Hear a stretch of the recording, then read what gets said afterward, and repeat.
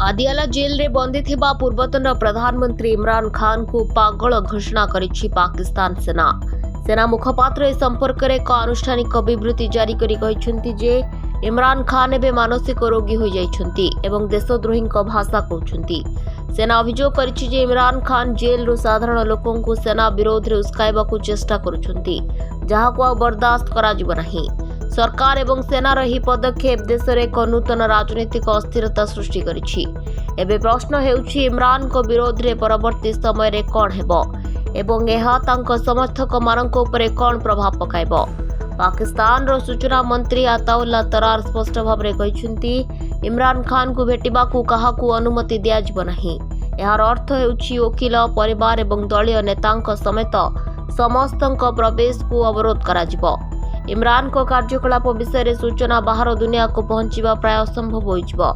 Jail भितरर परिस्थिति विषय रे काहारी सूचना पाइबार सुजोग रहबो नाही। एही निष्पत्ति इमरान खान को राजनीतिक कार्यकलाप को संपूर्ण भाव रे बंद करिबार चेष्टा भाव रे देखा जाउछि।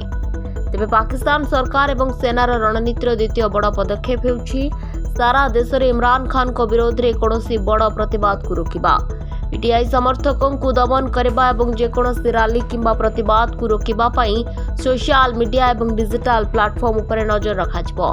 सहर गुड़िकरे सुरक्षा बाहिनी को मुतयन कराजिबो एवं नेता को अटक किंबा गिरफ्त करा जाय पारे। सरकार को लक्ष्य हेउछि मे 9 तारिख रे होइथिबा हिंसापूर्ण प्रतिवाद को रोकिबा।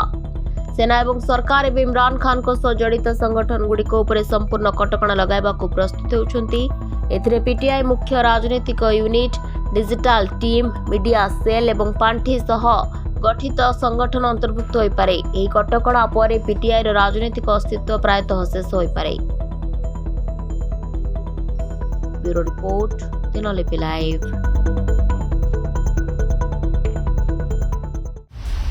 दिनलिपि लाइव को एबे ही लाइक, शेयर, सब्सक्राइब करंतु।